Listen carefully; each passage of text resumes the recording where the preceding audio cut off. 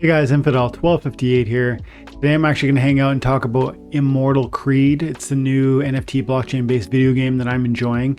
I've talked about it on the channel before and I'm going to show you gameplay. I'm going to talk a little bit more about how much I've spent, how much I'm making. There's real, I think, limitations to the financial returns at this moment, but I'm enjoying it and I hope you'll stick around and follow along with my journey on this one. And I'll explain more about the income as well as that question mark I just left there.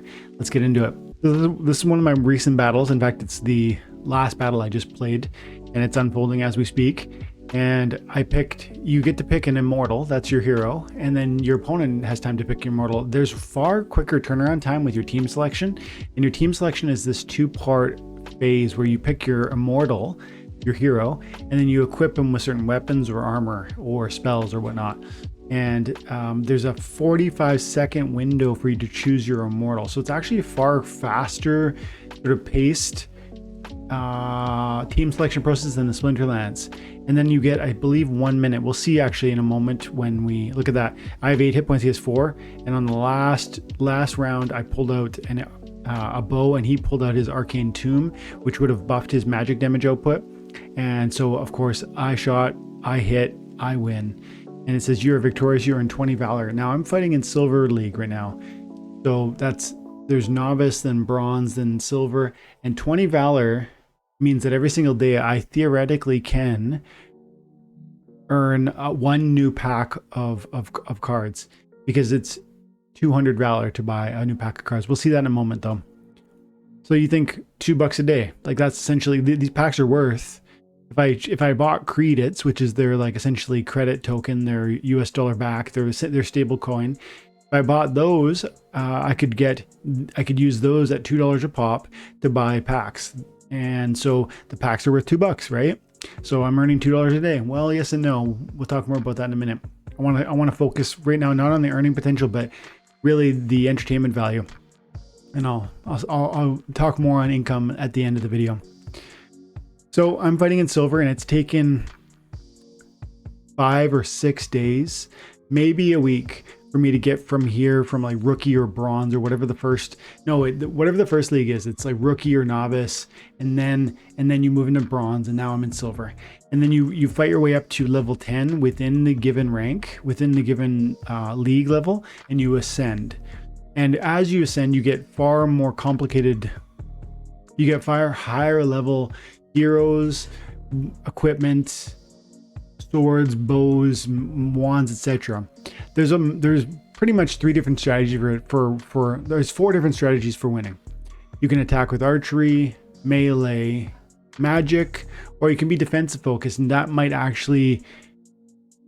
be a play for victory because you're chipping away at him, but you're sustaining yourself and you're going into the late game, and sometimes that works with things like poison, for instance.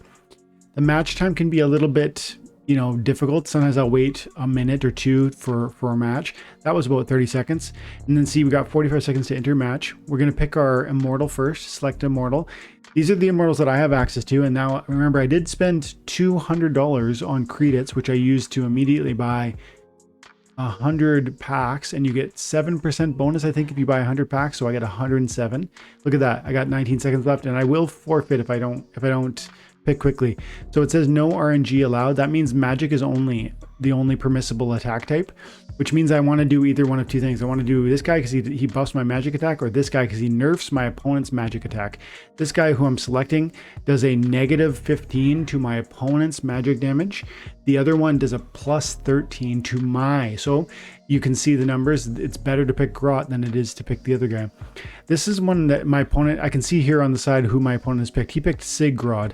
As you can see, I only get a -15 or something to pick so it's like 2 minutes total, but 45 seconds for your immortal, a -15 for your equipment. This is an interesting strategy. I don't have this guy. He's going to get 1 potion. You see like his ability there. He's going to get 1 potion at the end of every round where he'll get 13 more damage. I think I'm going to win because my hero, -15% is a big deal. So let's find out. So this is the menu. This could use some work. I would probably make these buttons bigger. They're not, the artwork's not bad, so I wouldn't say it needs to change. This is, what is this? I don't actually know what that one is. You can hide unplayable or show playable. You can look at melee, archery. Let's do it melee. Well, there's no melee playable in this context. There's no archery playable in this context. Here's my magic, and yes, it's playable. I can search by if they won't cost 1 slot or 2 slots. I only have 4 seconds, so I gotta go boom, boom, boom. I gotta go boom, confirm. So I slipped it in under the radar there. But what I did was, I wish I could have explained it all to you, but I picked the weapons will organize from best power, the most powerful that you have access to the least powerful. So generally speaking, you can say, if it's showing me on the top left a certain wand, that's going to be my most powerful wand, or bow, or melee, or whatever. The turn can go, you know, quite slow. I can speed it up if I want. He's got 300 hit points. I got 300. We're pretty close, but he's got a arcane tome, which is adding 10% damage to his damage output every single turn. Not every single turn, like every rotation. So you get 4 items or 5 items, and you rotate through those 4 or 5 items, and then you're on to another turn. And every turn, he's going to rotate through that arcane tome, and you're going to see this damage output on his magic growing and growing and growing. He's now at 39+% for his magic tome. And I think he's probably going to pull it out here. Let's see. I got one more shot. Oh, this is the shield that reflects magic damage. Attuned Blessing. That's that icon there. And so he blasted me. Oh, and he killed me. I actually thought I blasted back using my Attuned Blessing, but it was close. He only had 8 hit points. So his Arcane Tomb, which was that plus magic damage output device he was using, definitely started lasting and impacting the battle. Brought him up to plus 49%. And so even though I was minus 15 on my character's base, obviously he was doing too much damage. We almost got him. But remember, his potion happens every turn too. Your intrinsic ability, some of them are passive and they happen all the time, like negative magic damage. My guy has a negative, so every time I get shot with magic, I'm gonna nerf it by 15%. His potion will happen once per turn, and so we played 4 turns in that battle. That means he got, 52 extra hit points from his hero's special ability. And different abilities operate in different ways. Some of them are plus archery damage, or plus melee damage, or poison resistance, etc. There is a thoughtfulness in the immortal selection, and the rule set matters. But I would say that it's not nearly as sort of complicated as Splinterlands, because for one thing, Splinterlands has a million different summoners that you can choose from, and then there's so many new cards across so many different iterations and editions. Everything alpha, beta, reward, chaos, untamed, dice, Riftwatcher, Rebellion. That's a lot of different editions that Splinterlands has. It's been around for 6 years. That length of existence means there's so many different synergies that you can play within Splinterlands, and Immortal Creed doesn't have that advantage, or it has that disadvantage. So, but it is challenging, thoughtful, interesting. As I pick, as I look at the rule set, and theoretically they could do more rule sets too, right? This is the training grounds. Only commons or rare cards are allowed. You need to know your deck, just like in Splinterlands. You need to know, how can I fit within that context optimally. And for me, one of my best teams is my archery. I'm going to go ahead and click Shrapnel, who gives me a plus 13% damage buff to my archery damage output. And then again, I'm going to focus into my archery. And these are blacked out because they are beyond common or rare, because I have some epics and some legendaries that are pretty powerful. But this is a strong bow, 21 and 27 damage. To give you some context, my best melee is 24 damage output for one hand. I think of it as one-handed, but it's really, you get 5 slots, and this one is going to take up one of those slots. It's like, picture it being like a small weapon. It's easy to wield, whereas an iron spear is heavier to move, heavier to wield. It takes up 2 slots of time or action in order to swing this iron spear. And the same can be true with wands or with bows. This is a 1 slot and this is a 2 slot. So this crossbow, maybe you have to imagine, takes a bit of extra time to prepare before it can fire. But when it does fire, it hits hard. So with my archery damage, I've got some pretty strong archery cards even at this low level. This is a gold foil. It will increase my, if I win, it'll increase the Val token, or yeah, I think it's called Val token that I'll earn. Valor token. So my archery guy against this guy, he's got a poison reduction and he has 15 extra hit points. See, it's interesting. It's interesting how they've done that. Like, it's not just plus melee, plus archery, minus archery. That would be kind of boring. Those exist, but it's actually also, you got the guys like this guy here, this Immortal, who actually has something different where it's like this 60% reduction to poison damage. And there are rule sets where poison happens, random poison damage. So it's quite a powerful summoner actually, or Immortal. And then the 15 hit points is just enough to make it interesting, even though his ability might not necessarily be maybe as sexy or as exciting as a global damage output buff. It actually can be pretty worthwhile to have that extra 15 hit points. I think I'm going to win handily because my archery damage is pretty substantial. And like I said, my common and rare bows with this guy, with my deck, are pretty solid. That's one of the things that I guess I circled the topic a little a moment ago. I think it's reasonable to say that the complexity of this game will grow and grow and grow the more cards that ultimately get released, because you have to have a depth of knowledge. They'll become more and more interplay across various summoners or immortals and their respective items. You'll know your deck, or you won't know your deck, and the knowledge that you carry about your deck will create a capacity for you to win in certain contexts where other people fail to see certain opportunities and therefore lose to you. And so in that situation, I won 19 Valor. And again, in the previous one, I won 20, which tells me in that previous battle, I had more gold foil cards, because gold foil cards give you a buff.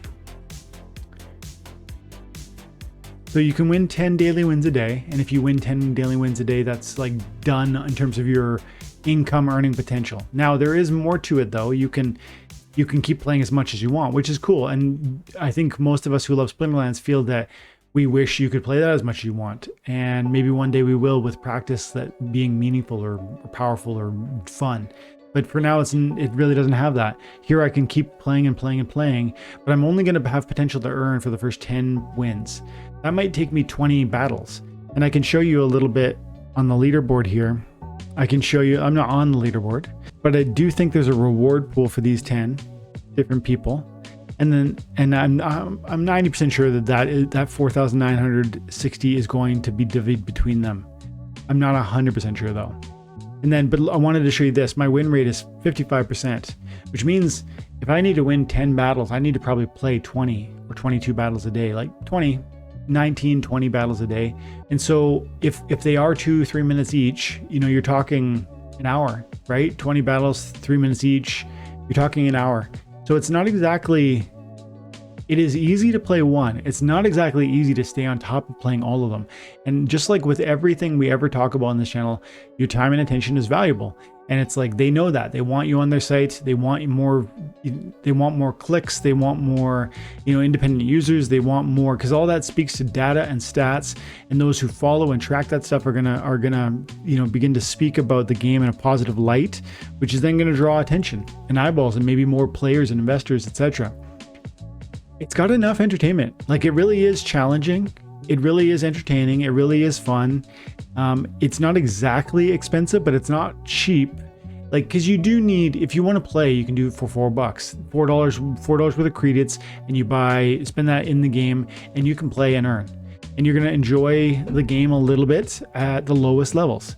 Now I'm climbing, and I think I'm probably going to make it into gold with my deck. Let me show you a bit about my deck before I can show you my immortals, my equipment, and my card packs. I don't have any card packs at this moment, but I am buying one a day-ish. For my immortals, this Asazi is at level 4, and he has 500 hit points. So he's leveled up for the next. He's high enough that he will compete at the next level in the game. Beyond silver, I think it's gold. And so is my shrapnel monster, or immortal. This guy here at level 3 is competitive here in bronze. Warcaller bronze. Kusetu bronze, this guy below that. So there's a huge distinction between accurately leveled immortals and poor or low leveled immortals. You need, which tells you two things. Although it's inexpensive to play, you need to put a certain amount of cost in, because you can't come into silver with like some of these level 2 immortals. It's not going to work. You're going to lose every time. In every battle I showed you, I either won or lost by 20 to 50 hit points. So if there's 100 hit point differential between you and your opponent, you're going to lose. And I assume, but I don't know, your equipment is probably restricted based on the immortal level. I don't know that though. I think the equipment might actually be restricted based on the league level. You can't currently buy these cards off the marketplace because there is no marketplace, but it's coming. The developer said that it's one of the next things to come. I don't know timelines, but they are focusing on that. Right now, if you want cards, you got to buy packs, or you got to go to Discord and trust somebody with your direct exchange of money. Safest bet, buy the packs.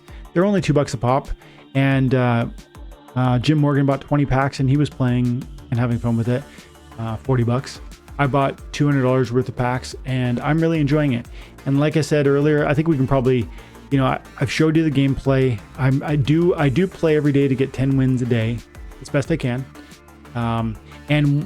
And I would say, if you're going to play it and if you're going to invest any sort of value in it, I would encourage you to take that seriously, to I guess try it before you put money into it. Because if you think the gameplay could be fun, then that's great. If you think something is fun and rewarding, that combination goes a long way, because your time and attention, you'll just spend it willingly. Like, you'll enjoy the process, which I'm doing. And then I think you're going to start seeing the accumulation of tokens, because I'm getting Valor every day and I'm buying packs with it every day.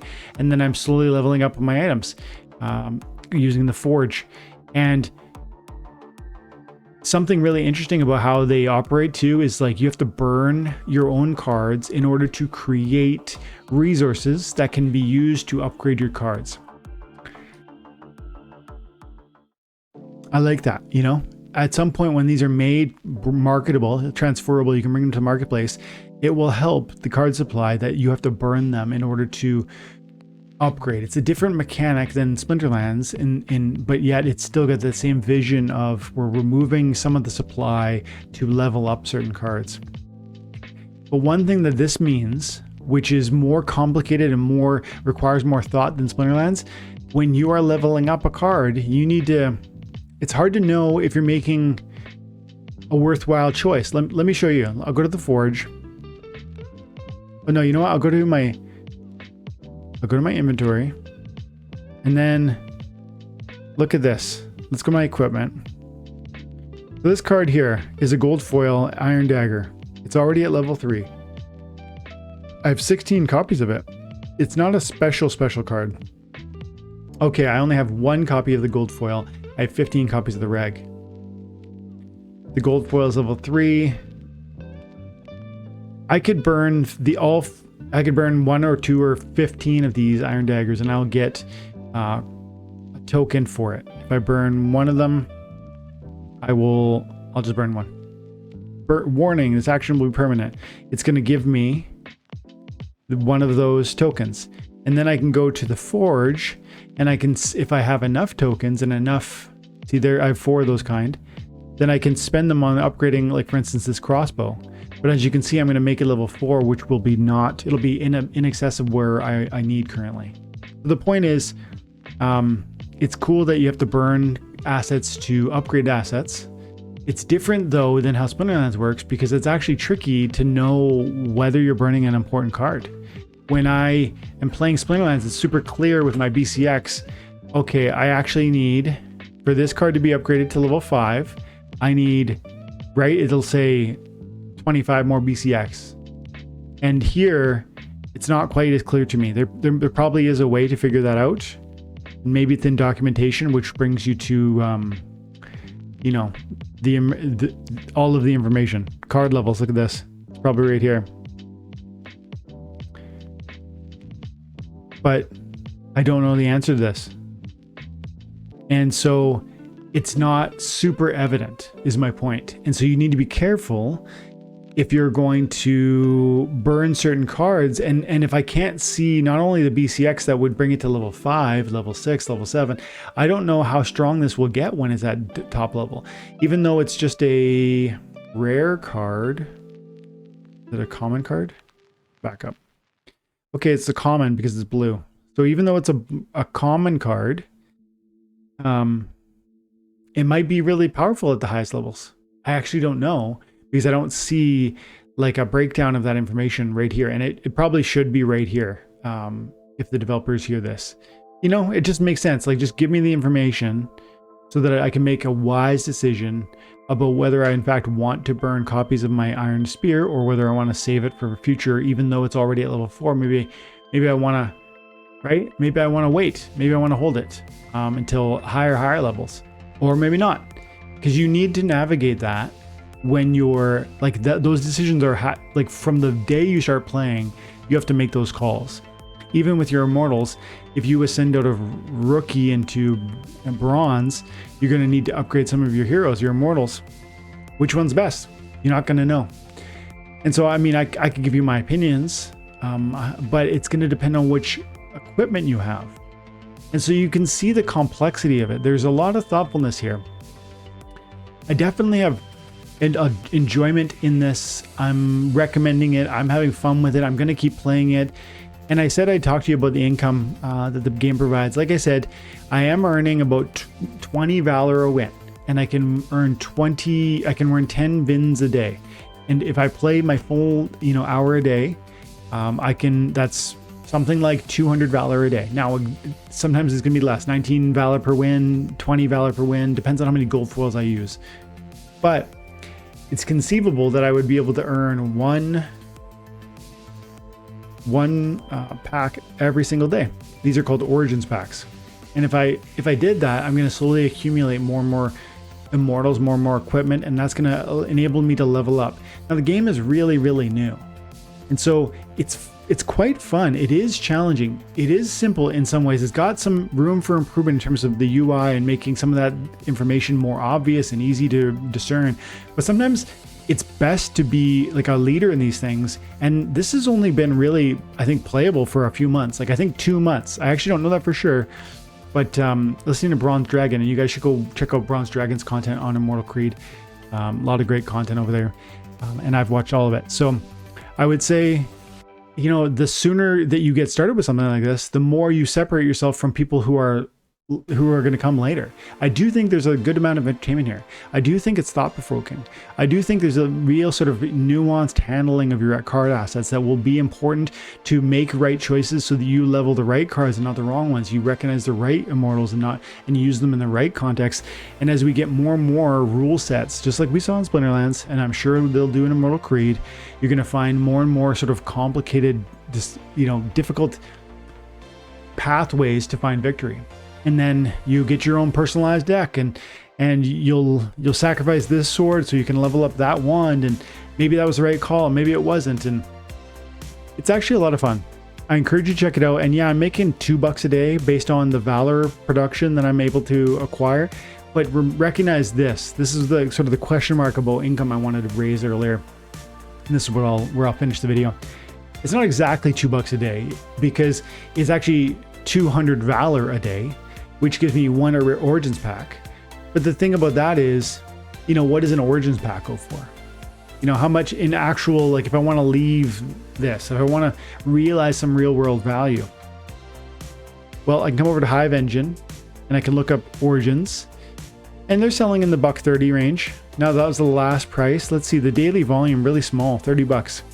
So it's not as if there's, thousands of dollars flowing around in here, where if you want to sell, if you put $2,000 or 20 grand into Immortal Creed, you're going to have such a wealth of assets, right, that you're not going to be able to have the exit liquidity. So I'm saying, do I earn $2 a day?